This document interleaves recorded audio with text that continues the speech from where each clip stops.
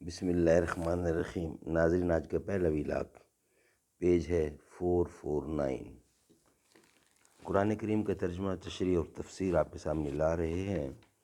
کتاب کا نام ہے موافق القرآن، جلد اول، سورۃ الفاتح سے لے کر سورۃ البقرہ، پارہ اول تا پارہ تیسرا، اور رکوع ہے 8واں۔ رائٹر ہیں اس کتاب کے مفتی اعظم پاکستان حضرت مولانا مفتی محمد شفیع صاحب عثمانی رحمۃ اللہ علیہ۔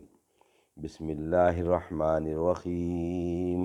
الحمد للہ وکفا وسلام علی عبادہ الذین اصطفیٰ۔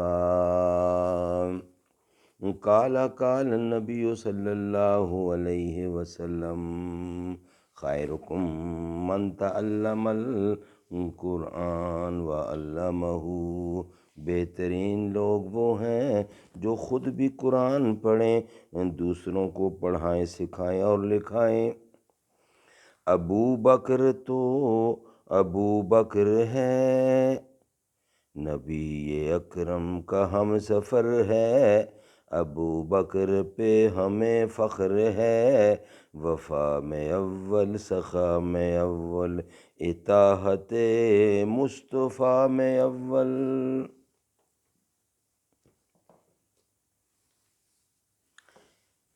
اسی لیے جس شخص کا پورا رمضان ایسی حالت میں گزر گیا کہ اس میں روزے رکھنے کے متعلق، یعنی روزہ رکھنے کی مطلق صلاحیت ہی نہیں، جیسے کافر، نابالغ، مجنون، تو یہ لوگ اس حکم کے مخاطب ہی نہیں، اس لیے ان پر گزشتہ رمضان کے روزے فرض ہی نہیں ہوئے۔ اور جن میں صلاحیت ذاتی طور پر موجود ہے مگر کسی وقت عذر کی وجہ سے مجبور ہو گئے، جیسے حیض و نفاس والی عورت یا مریض اور مسافر، تو انہوں نے ایک حیثیت سے ماہ رمضان بحالت صلاحیت پا لیا، اس لیے حکم آیات کا ان کے حق میں ثابت ہو گیا۔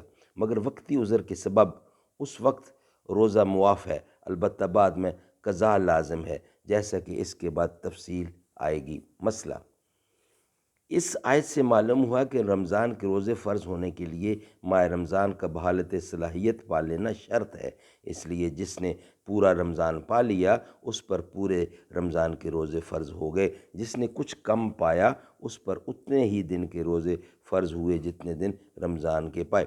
اس لیے وسط رمضان میں جو کافر مسلمان ہوا یا نابالغ بالغ ہوا، اس پر صرف آئندہ کے روزے لازم ہوں گے، گزشتہ ایام رمضان کی قضا لازم نہ ہوگی۔ البتہ مجنون مسلمان اور بالغ ہونے کے اعتبار سے ذاتی صلاحیت رکھتا ہے، وہ اگر رمضان کے کسی حصے میں ہوش میں آ جائے تو گزشتہ ایام رمضان کی قضا بھی اس پر لازم ہو جائے گی۔ اسی طرح حیض و نفاس والی عورت وسط رمضان میں پاک ہو جائے، یا مریض تندرست ہو جائے، یا مسافر مقیم ہو جائے تو گزشتہ ایام کی قضا لازم ہوگی۔ ناظرین، یہ ویلاگ نمبر 1 کمپلیٹ ہوا ہے۔ انشاءاللہ ویلاگ نمبر 2 کے ساتھ اب آپ سے ملاقات ہوگی۔ یا اللہ یا رحمان، یا اللہ یا رحمان، سانسوں کی تکرار میں اللہ، روح کے نازک تار میں اللہ، پھولوں کی مہکار میں اللہ، چڑیوں کی چہکار میں اللہ، گلشن میں گلزار میں اللہ، چمن میں لالا زار میں اللہ، دریاؤں کی دھار میں اللہ، دریاؤں کی دھار میں اللہ، صحرا میں کوثار میں اللہ، اللہ اللہ، یا اللہ یا رحمان۔